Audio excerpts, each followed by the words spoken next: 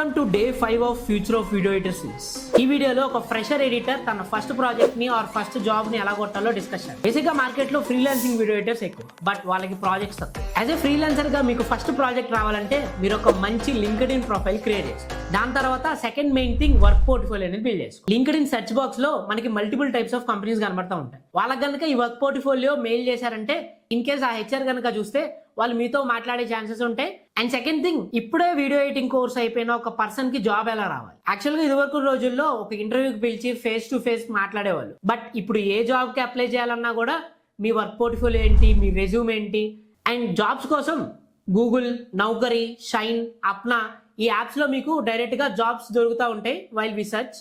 చాలా అకాడమీస్ లో కోర్స్ నేర్పిస్తున్నారు, కానీ దాని తర్వాత జాబ్ ఎలా తెచ్చుకోవాలి, ఫ్రీలాన్సింగ్ ఎలా తెచ్చుకోవాలో చెప్పట్లేదు. అసలు రిజ్యూమ్ టెంప్లెట్ ఎలా ఉండాలి, వర్క్ పోర్ట్ఫోలియో లింక్ ఏంటని డీటెయిల్ గా ఒక డాక్యుమెంట్ ప్రిపేర్ చేసి ఉంచాను. మీకు కనుక ఆ డాక్యుమెంట్ కావాలనుకుంటే ఈ కామెంట్ సెక్షన్ లో డివిఎన్ కామెంట్ చేయండి, నేనే డైరెక్ట్ గా మీకు పంపిస్తాను. మమ్మ మిమ్మల్ని ఎట్లా సెటిల్ చేయాలని రాత్రి నిద్ర ఉంటలేదు మమ్మ నాకు.